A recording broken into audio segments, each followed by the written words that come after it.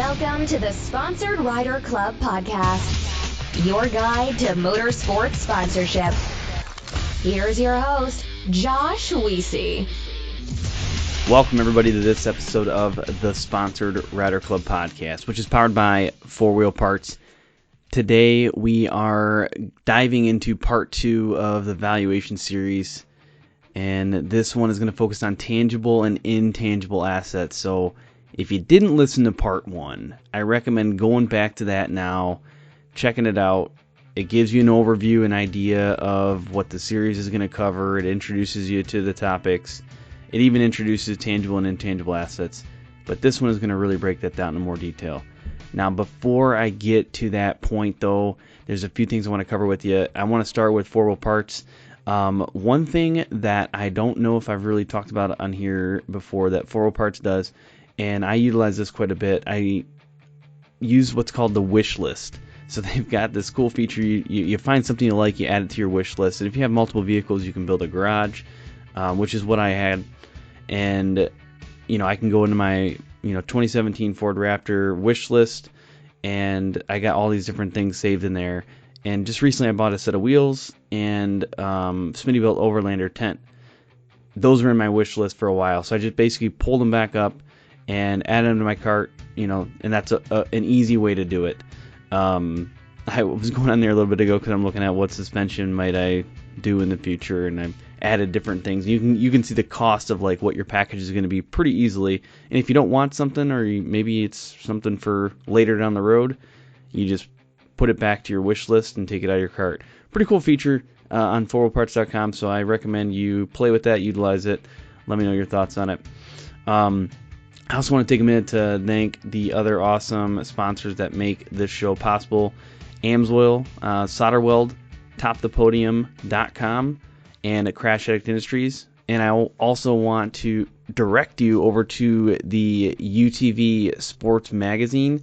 We produce articles in that now, and there's a lot of good information there, not just about sponsorship that we talk about, but the UTV industry in general.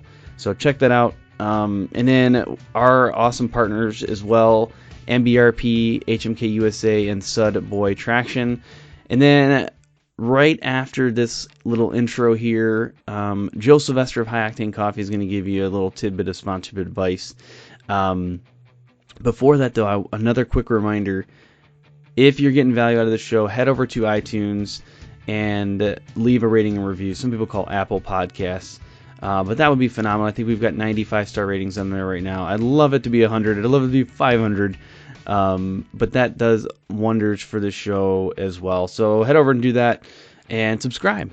If you're listening to it on the website or on YouTube, it's a great way for you to get the information, but it is not the most efficient way. I think it is more efficient if you subscribe on one of the other platforms, whether it's Google Play or Apple Podcasts or Spotify or iHeartRadio, all those other things.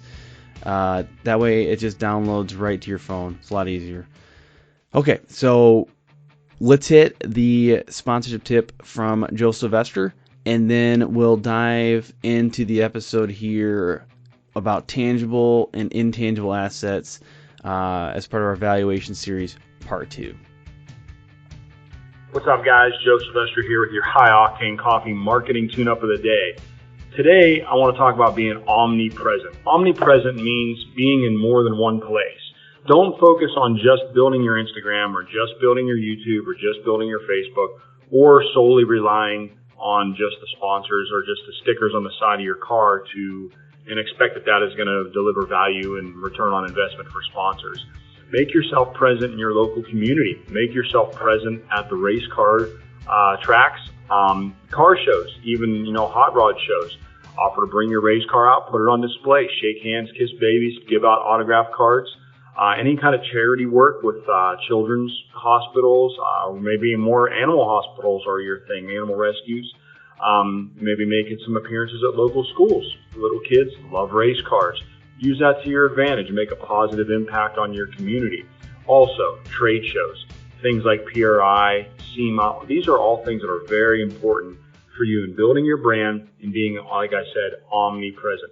Make sure that when you're making that phone call or you're sending that email, that sponsor has already met you. That person has already come in contact with you face to face, and you're going to be a step up on the game. All right, folks, let's get into the content of the episode today. Again, this is part 2 of a 3-part series. We are starting with the introduction and overview. In part 1, that's where we got in the key concepts and terms. Go back, listen to that one.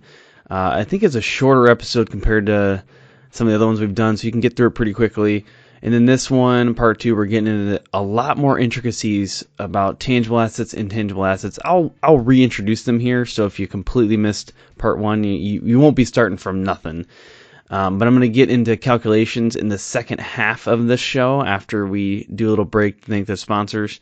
So you'll get into a lot more of the calculations there. And then part 3, the next part in this series, we will talk about presenting this all as like a package.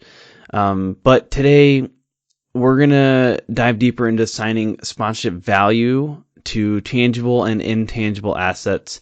We have more detailed definitions. We have subcategory terms. We've got some more examples.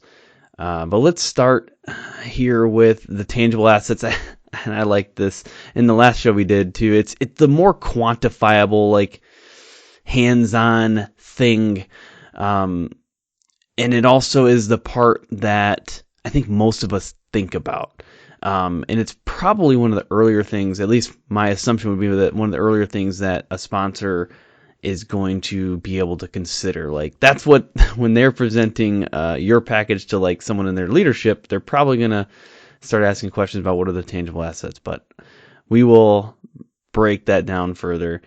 I wanted to talk about where this information came from, because this is a little more detailed and specific, I think, than other shows that I've done. And I had to do a lot more research to get some of the values and the definitions for the show. But I will tell you that my first main source of information is the 214 episodes I produced previous to this, and all the awesome guests I've had on. They've taught me like 95% of this information over the years. But there were specific details that I had to pull from other sources. The other main source that I referenced, and I reference this a lot in my show, is a book called Motorsports Marketing and Sponsorships. It was written by Alex Stryler, and I keep a copy of it actually next to me at my desk where I record, and I reference it a lot in my show, especially my live videos. I pull it out from time to time. I use that to form some of the definitions, and definitely pulled some of the key like dollar values that I'll reference later on in the show from that book. I recommend you pick it up. I think it's a great book. It's copyright 2016, so some of the values might be a little off. Maybe you need to assign a 5% increase to those values as you're putting together your own sponsorship proposal. There's enough variation in putting together proposals because there is no real standard to reference. So 5%, maybe that's real, maybe that's not, but at least this gives you a starting point when we get through some of these calculations. But I pulled a lot of those numbers directly from the book.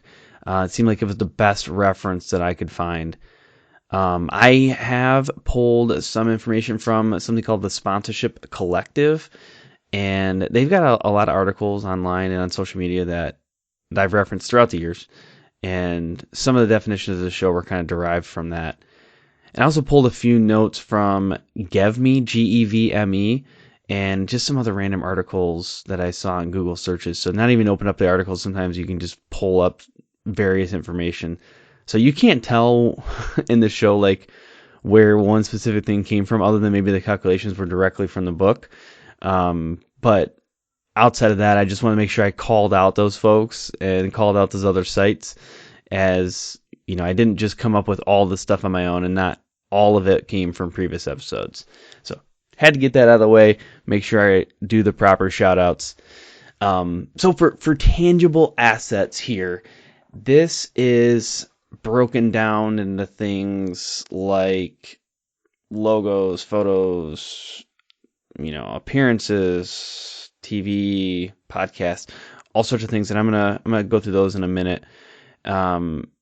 Some people refer to this as properties, as inventory, as hard assets. Some people, I've heard folks in the past when they talk about like cost, they'll say soft cost and hard cost. Similar approach here. This would be like a hard cost type thing.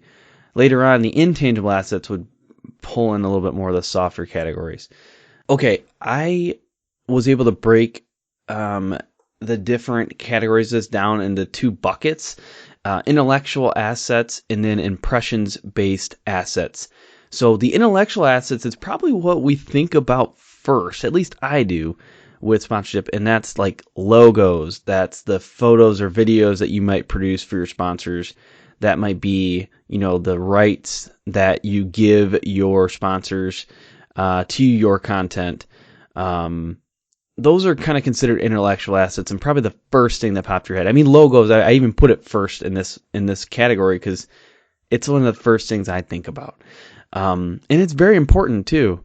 So we will break down like what a logo cost might look like in the second half of the show. But think of that as an intellectual asset as your logos. The next one is impressions-based assets. So this is your social media reach. This is like signage you might have. If you have something on a billboard, if you have a website, any sort of website features, even if it's someone else's site that you have been featured on where you might have, a picture of your vehicle with, sponsor logo on it. Maybe it's events that you go to or events that you put on and the different signage that might be there. Maybe it's your pit placement and what value that might have. Maybe it's logos on your pit that other people are going to see. It could be guest appearances. Maybe it's at an event or at a site.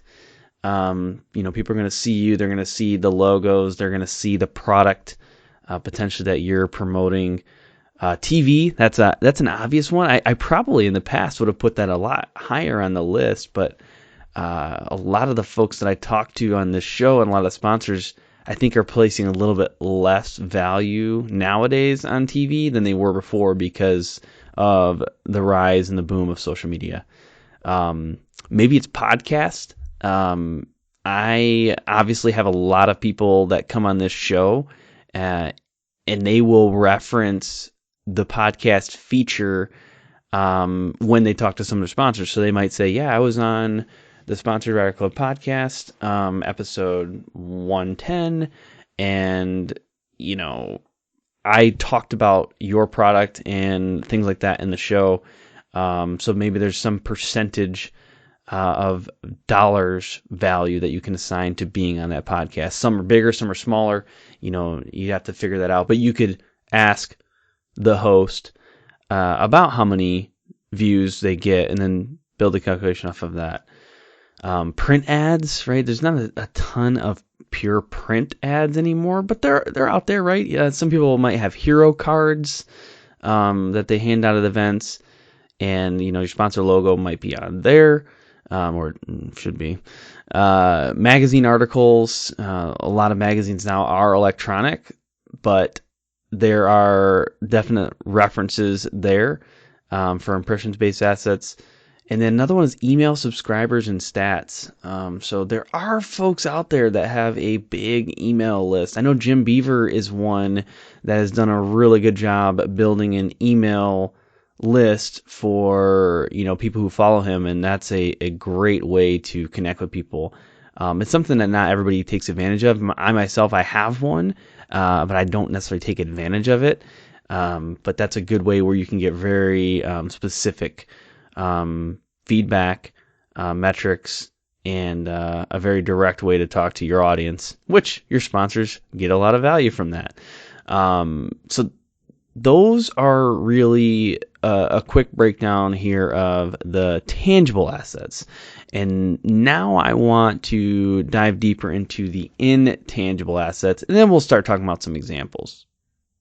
When you hear people say, I want to improve my brand value or image or alignment, they're talking about intangible assets. And this is something that I did introduce in part one of the series, I gave a couple of examples of intangible assets, and I kind of broke it down into what the definitions were. But that's what it's all about. This is about the brand value, the soft assets that are typically harder to quantify than, say, tangible assets. But there's a way to do it, and we are going to talk about that. I also said in the last episode that this is where you kind of need to start out, understanding what your intangible assets are, because you're likely not going to have exposure metrics right off the bat. Now, some people who have like a virality about them, that they kick off things by going viral, and then they immediately discover that they have this new power. They might start with that, but the majority of us are going to be starting with the intangible piece. And it's important to understand that, because the intangible assets are basically a multiplier in the whole valuation calculation. So I am going to talk more about how the calculations are done in the second half of the show. But right now, I want to introduce that because it's important to understand what an intangible value really is and what it really does to the overall calculation. So if you think about a tangible asset, the way that you calculate value for that is essentially the viewers, like the number of potential viewers, times how much money each view is worth, times some sort of exposure rate. Like, how many people are really going to end up seeing that? So there's the potential viewers, how much money per view, and then how many people are actually going to see that. So the exposure rate is like a percentage. Now, let's say you do that and you get $1,000. There's so many viewers times so many dollars per view times an exposure rate, and you get $1,000. That's your tangible value for whatever that thing is. Let's say it's a logo on your race car. Now there is an intangible calculation, and there's all sorts of different categories that we're going to talk about where this can be used. But essentially it takes your tangible rate times some multiplier. So if you are highly regarded in an industry, your multiplier is going to be bigger. So if you are someone who is very linked to race success, and you switch your brand from, say, a Honda to a Kawasaki, and people are going to look at that and say, oh, wow, like that person switched. They're doing this for a reason. Like, I trust them. That is going to be a multiplier to an overall valuation, because you've got all these different things: brand loyalty, reputation, a whole bunch of stuff that I'm going to talk about here in a little bit. And it basically takes that valuation and adds some big element to it. Now, multipliers can also hurt you. So if you have a bad reputation, your valuation might drop. And honestly, you may have to be transparent about that if you are a person who is maybe coming out of some sort of weird scandal, or you had a bad run-in in the past and it did hurt your reputation, whatever it is. You might need to factor that into your valuation. Hey, look, here's how much I'm worth. However, I know I made these mistakes, and as a result, it's actually going to pull away from my value. Hopefully you don't have to do that. Hopefully there's other steps you can take to avoid that from happening, but it happens, right? It is part of what happens in the industry, and you might have to just be transparent about that. So another point on this being a multiplier is that as you grow both your tangible value and your intangible value, your overall value can grow exponentially. So that is how you see some folks, as they gain more a reputation and as they gain more followers or a bigger fan base, you can start seeing them just start blowing up, and they grow exponentially. Obviously, that's the target. That's what you're trying to do here to improve your overall valuation. But that's why it turns into this exponential growth, is because your tangible value is multiplied by your intangible value. So that's where you see this exponential growth. Okay, now I'm going to start breaking down intangible value into the various categories. Let's start with brand. And then when I say brand, at this point, I mean your brand, what your brand is worth. And it's based off of your reputation. It's based off of how your values are aligned or not aligned with your followers. It's based on your relevancy to your followers or a certain market. And what I mean by that is if you are trying to promote a brand and you have no experience in whatever that segment is, it might not really resonate with folks that follow you. So let's say you are a supercross racer and you are very typically known for being kind of like crazy and outrageous and always doing spontaneous, wild things. And you're trying to sell apparel that is, very muted and opaque and kind of like nature friendly. It might be a good product, but if you're trying to sell your brand to that company, it might not add as much value as someone else who maybe focuses on, being one with nature and being calm and, promotes meditation, right? There's two different relevancy pieces there. One is relevant to a brand like that, and one is not.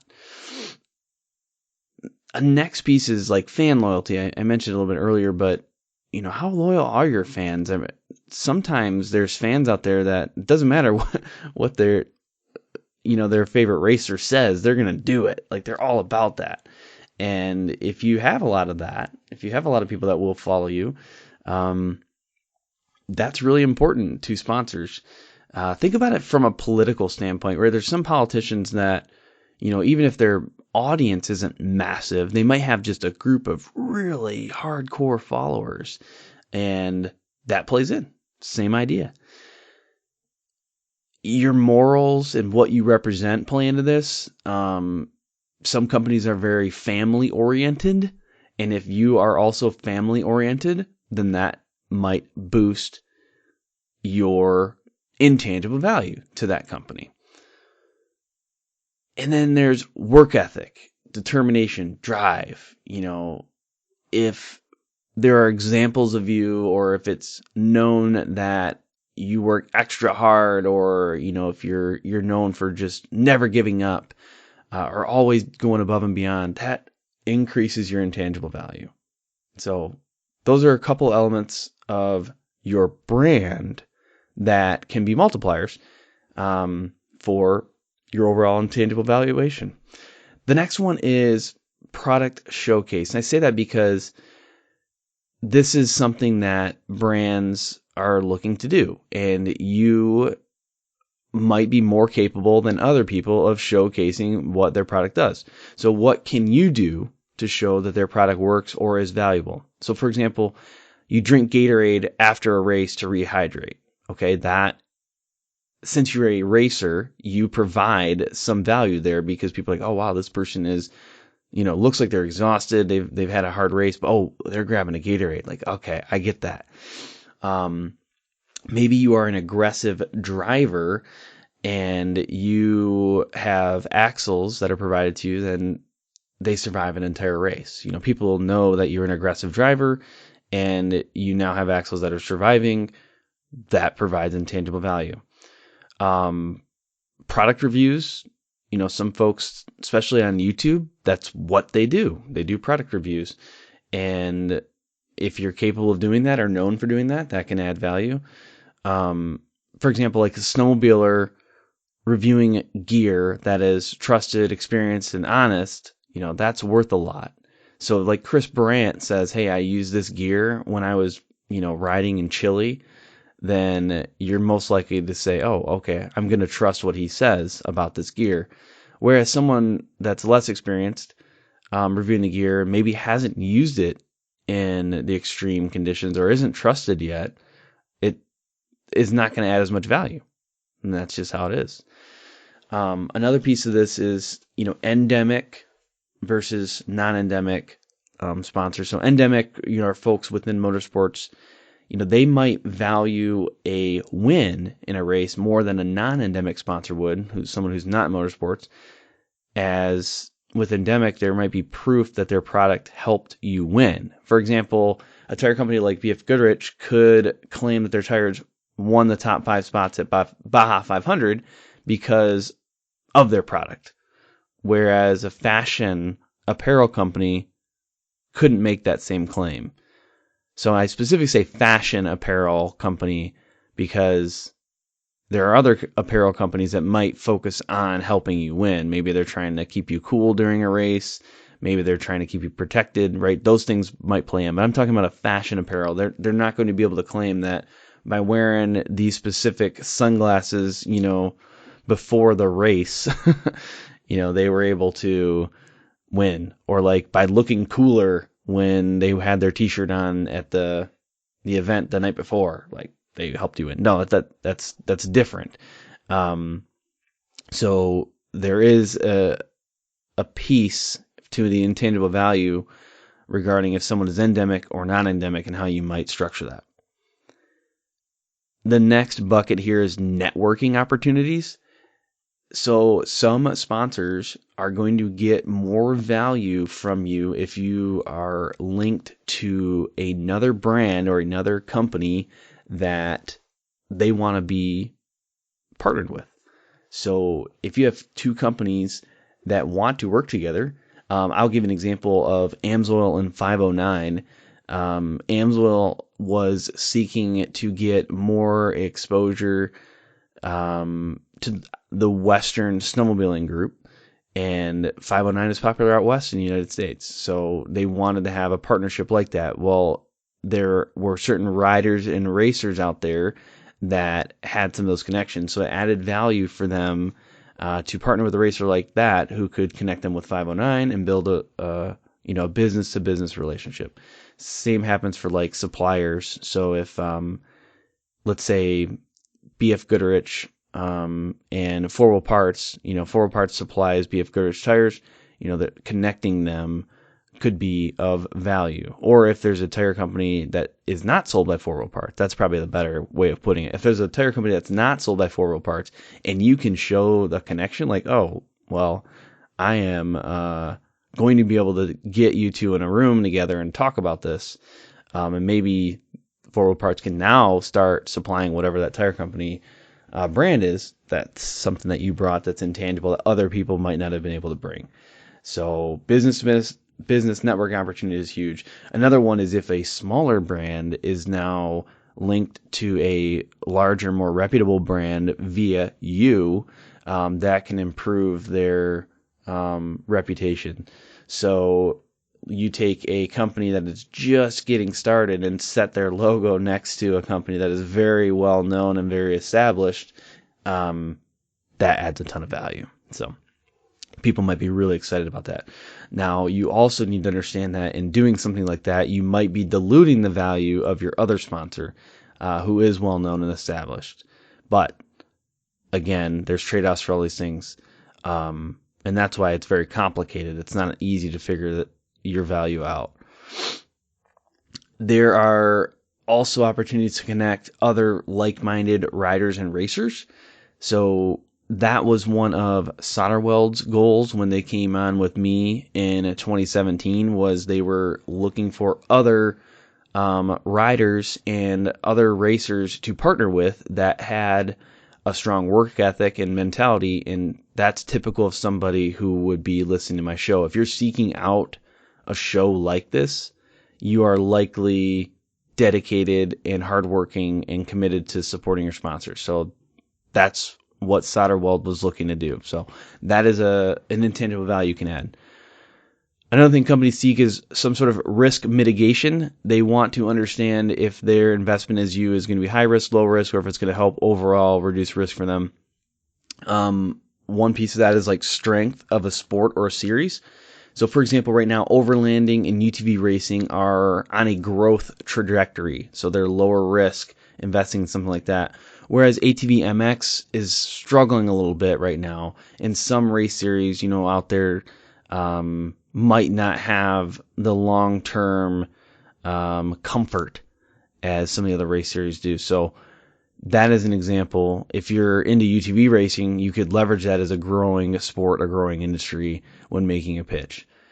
Now, is your specific series at risk of being canceled? Maybe. That might be something that could lower your intangible value. But what I've seen a lot of racers do now is they will be involved in multiple avenues, so they can mitigate that risk that way. Yeah, hey, I'm in this race series. It's not known if it's going to be extended into next year. As a result, I've gotten into another one. I've seen like Walker Evans.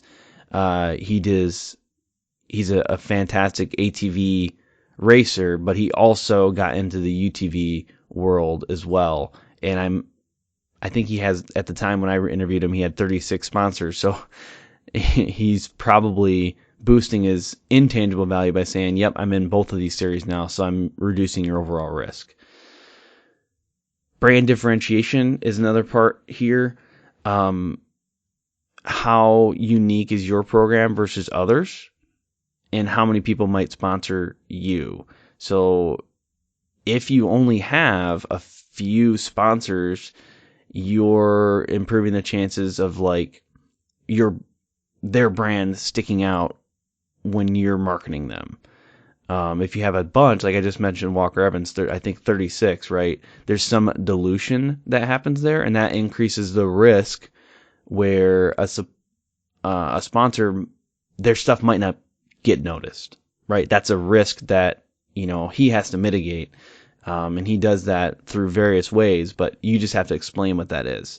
So if you can help differentiate a sponsor's brand amongst everybody else in a series, that's fantastic, right? That's adding value, and it's reducing their overall risk. So they're looking at you and saying, if I give you money, will it help me? Will it give me a return on investment? Yes or no?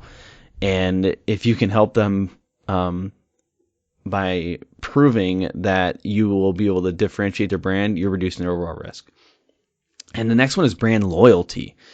So if you bounce around a lot between sponsors, they might look at that as a little bit riskier. So your percentage, your multiplier is going to be very low. But if you have evidence that you've been with the same sponsors for, multiple years, or I know some cases it's decades, right?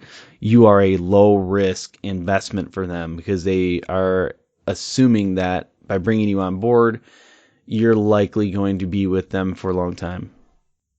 All right, next is R&D support. So there are a number of companies that are seeking this, right? They want to know how their product is going to perform.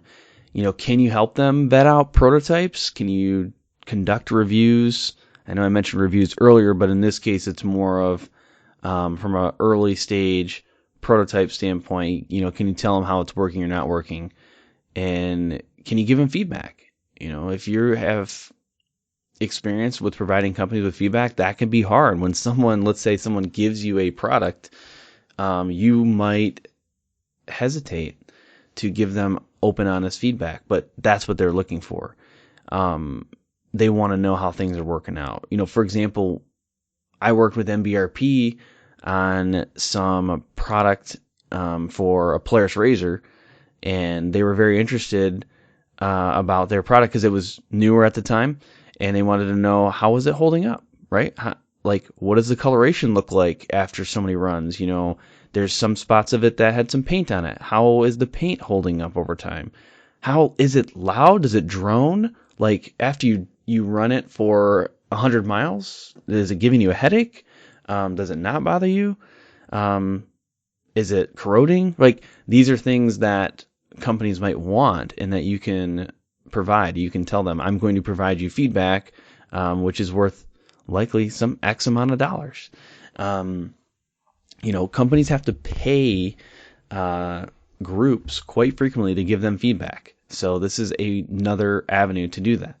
If you have all these other pieces that line up, you have experience, and you can properly vet out a product and give them real, tangible feedback, boom, like you got it. But you need to take credit for that. All right, we have a lot more to cover in this topic. I want to take a minute, though, and thank the sponsors for this podcast. And then when we come back, I'm going to use the rest of this episode to discuss examples of tangible and intangible assets. So I've been given examples here and there, but I want to give you like boom, boom, example, boom, boom, example, boom, boom, example. And then I want to cover a little bit more in detail about how they're calculated. And just as a reminder, in part 3 of this series, we're going to get into the calculations and how it's presented. So it'll be a little bit more of an overview of the calculations on this one, but the next episode will describe in a lot more detail about how you might present something like that. 2 questions I get continuously about this show and about sponsorship is, do I need my own website and do I need a resume? The answer is, in my opinion, yes to both, and that's why we partner with TopThePodium.com. Now, if you want to see an example of what a professional website and what a professional resume looks like, you gotta check out TopThePodium.com. They did my website. The Sponsored Rider Club podcast website is SponsoredRiderClubPodcast.com. That was created by Jeff Vanistall of TopThePodium.com. I think it's awesome. I get a lot of good feedback about it. And there's a number of other websites out there that Jeff has produced that are just phenomenal. So I think it's important in this world of social media where you have control of your content. That's what a website does. It gives you full control. We don't know what Facebook's going to do sometimes. We don't know what Instagram's going to do. We don't know what Twitter's going to do. So if we don't have that central location to direct people and house our content, there is some risk that we incur. So I strongly recommend getting a website, talking to TopThePodium.com. And then the resume, again, is massive. And if you want to stand out, get it done professionally. And honestly, it is one of the best ways to step up your game and present yourself in the best way possible. Hey guys, George Hamill here to talk about SolderWeld's new off-road repair kit. If you're a racer of any type or an off-road enthusiast like myself, you're going to want to take a close look at this product that bonds metal on the spot. SolderWeld has combined some of their most elite products into one small kit that fits perfectly under your seat or strapped to a roll cage and allows you to make some insane fixes anywhere you go. How many of us have been in a race or out on the trail and got a rock chip in a radiator or brake line? We have seen a top-tier desert race team at the 2019 Mint 400 taken out by a simple rock to the radiator. If they had an off-road repair kit on board, they could have been back up and running in just minutes. The kit includes everything you need to work on dirty aluminum, stainless steel, copper, and many other metals. SolderWeld's cutting-edge technology allows you to make these fixes with extremely low heat and incredibly high tensile strength, leaving you a lasting fix every time. Don't be that guy broke down on the side of the trail. Get your off-road repair kit today, and your friends will thank you. Safety is our overriding priority. I hear it all the time, but I have to ask myself, is it though? Is that the first thing we think of? Is that the first thing you think of? Over the past couple of years, we've seen the performance of production UTVs increase, somewhere around 350%. That means these machines give us a lot more opportunity to have fun and win races, but it also, unfortunately, gives us new opportunities to crash. And that's why we have partnered with Crash Addict Industries. The owner, Travis Pointer, became very accustomed to crashing early in his career. He saw it as inevitable, and he set out to make the process safer. With a passion for racing, welding, and engineering, Crash Addict Industries now produces full cage and other protection systems intentionally designed to protect you during an accident on the track. They also offer a line of human protection products through their vendors. Do this for me at this point. If you're racing with a stock cage right now, please go check out CrashAddict.com and at least just see what they have to offer. Even if you choose to go with a different company, please please, please make safety your overriding priority. Let's talk about your truck for a minute. You can count on it to haul your vehicle and your gear to the track or to the trailhead, but I bet you never think about the motor oil. Here's why you should. Your oil is the only thing preventing your engine from wearing out and breaking down. To keep your truck running strong, look for an oil with added wear protection. Like, for example, AMSOIL Signature Series Synthetic Motor Oil. It delivers 75% more engine protection against horsepower loss and wear than is required by the leading industry standard. It provides the next level protection today's demanding engines need to keep running for years and to keep effortlessly towing your ride to the track. Go to AMSOIL.com/rider to find out more. Make the switch to AMSOIL Synthetic Motor Oil today to keep your vehicle running great. All right, welcome back, everybody. Let's kick off the second half of the show covering examples of what is tangible and what is intangible and how a calculation might work. This is the part where it gets extra complicated and also where the most real value is added, like from the show standpoint. Now, I want you to understand that I am making a lot of assumptions in coming up with these values. I don't want you to come to me later and say, oh, I followed your advice and asked for $200,000 from my sponsor and they told me to shove it. This is not an exact science. You will need to run your valuation through some sort of sanity filter. If you're a grassroots top 15 ATV racer asking a single sponsor for $200,000 per year, something is likely wrong. So I recommend you running your valuation past someone you trust as well to make sure you're on the right track. The most important part here to remember is that there is a formula to make your sponsorship package have some structure, validity, make it a lot more quantifiable, and actually put a value to it. But you're going to have to make a lot of assumptions as well. And you're going to have to get metrics to back up your numbers. But I'm just telling you, it is possible using this type of methodology. I just don't want you to take these numbers exactly and not question them and then put it together a pitch and then say, oh, well, Sponsored Rider Club Podcast told me this is how it's done. No, this is how it is done, but these numbers are ones that I think are going to need to be questioned, especially over time. Some of these values I've taken from older sources that may have changed over time. Social media values change over time, but you could easily calculate from your own social media, like how much a post would cost you to promote, and then compare that to what a sponsor might be paying to promote. So that's my, my little asterisk that I need to put on the second part of this episode. I want to remind you again to what we talked about a little bit earlier on in the show of what the calculations are. So tangible calculations tend to be number of viewers times some dollar value per view times some exposure rate. And I'll give more and more examples of that as we get on to these, different pieces. The intangible calculation is the tangible rate times some sort of multiplier. So what you calculated before, tangible, times some sort of multiplier. And when you add them together, you get your total estimated value. So that's just a refresher.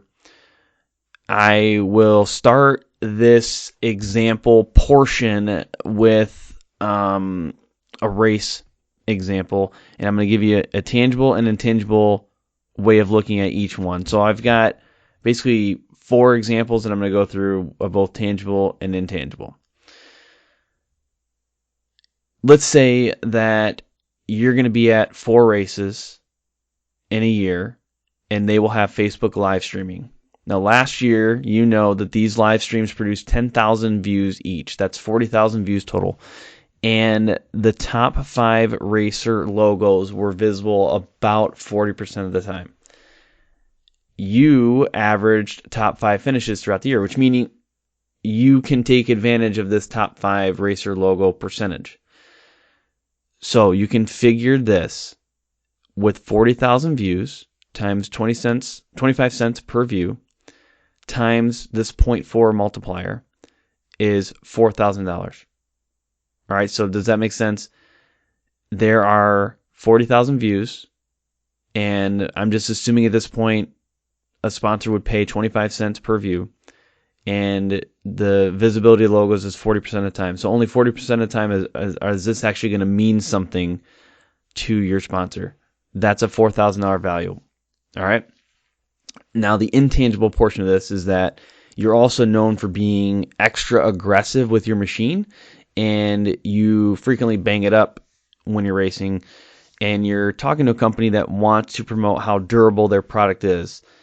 So you are adding intangible value to this company because you are known for being aggressive and you chose this product. Let's say that it's a UTV cage and bumper set from Crash Addict Industries. There you go, Travis. Another little shout out for you.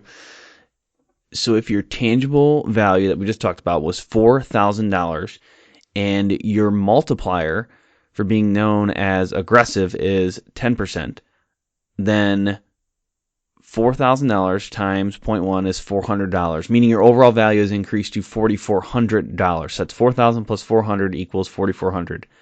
So that's basically saying that the way that you represent yourself and what you're known for and what your relevancy is increases the value of what those Facebook Live views were that we talked about before.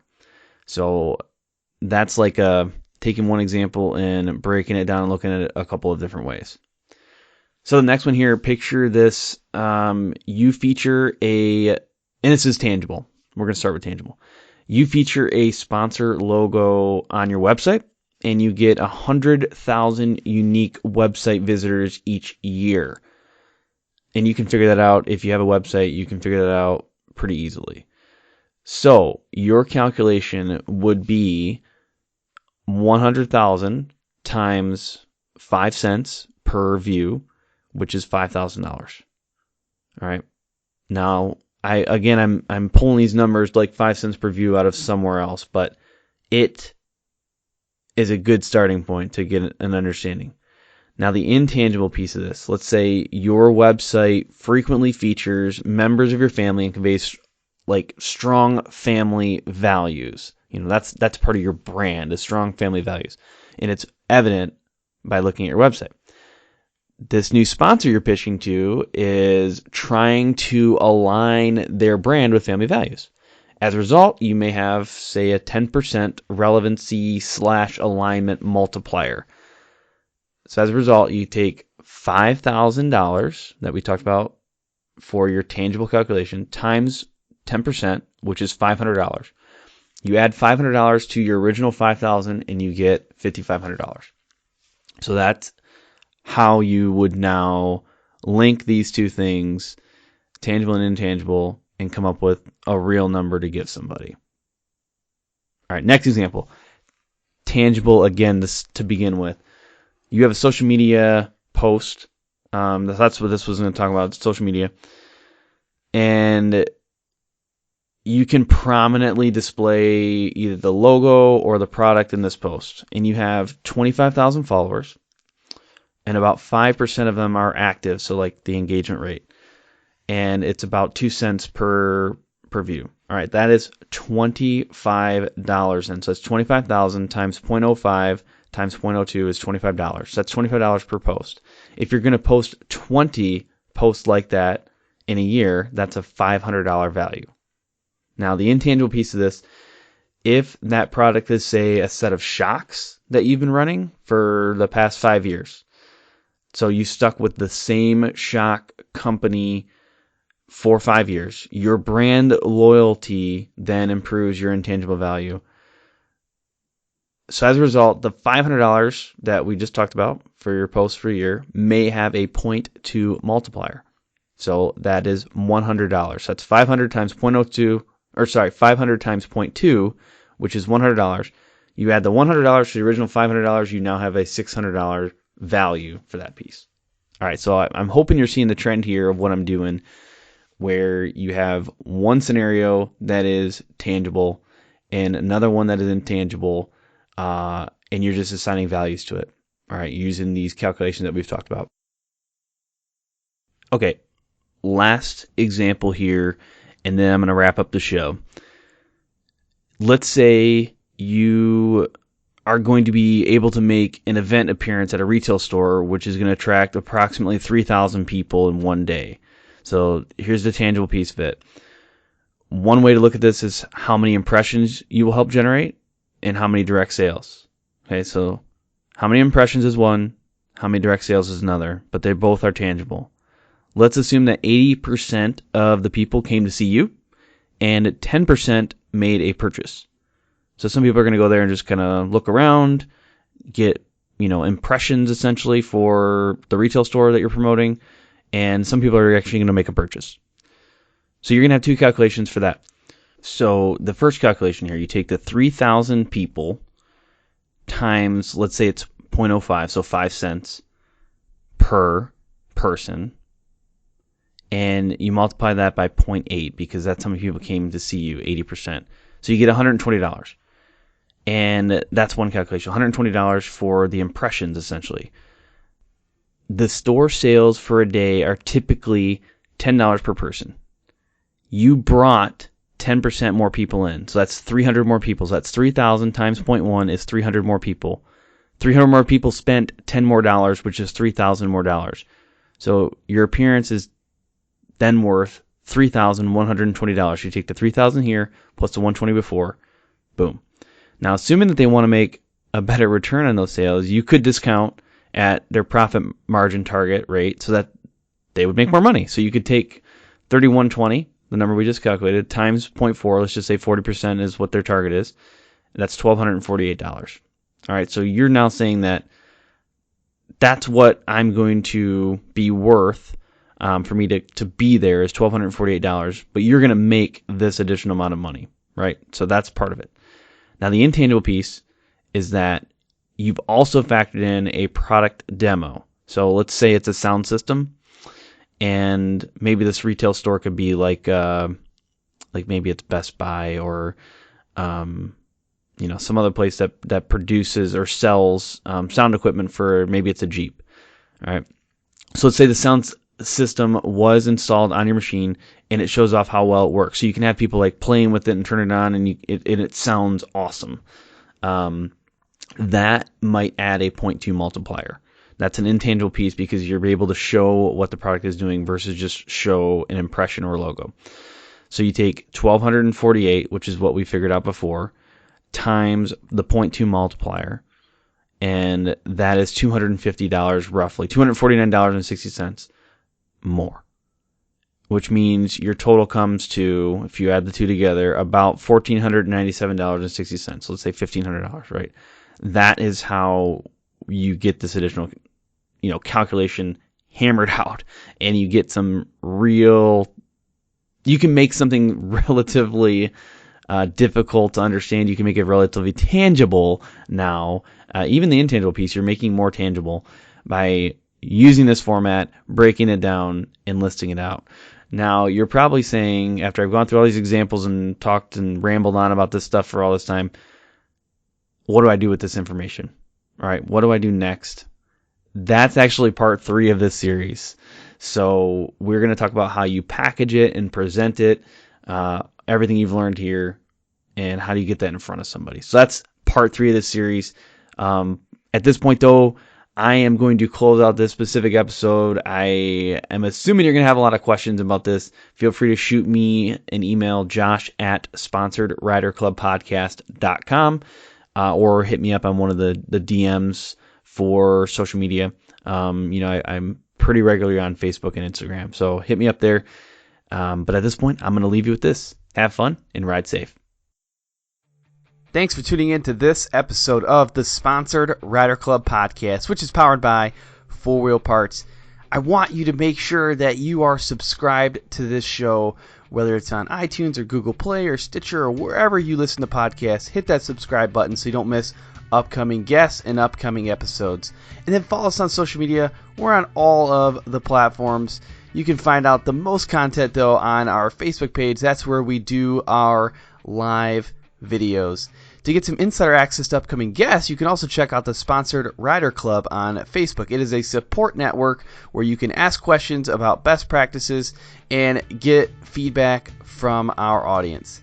And I also highly encourage you to check out our column in UTV Sports Magazine called Sponsor This. A special thanks goes out to our sponsors, 4 Wheel Parts, AMSOIL, SolderWeld, Bold Racing, TopThePodium.com, and Crash Addict Industries. And I also want to shout out some of our other partners, MBRP, HMK USA, Studboy Traction, and High Octane Coffee. I look forward to serving you again next week. Until then, have fun and ride safe.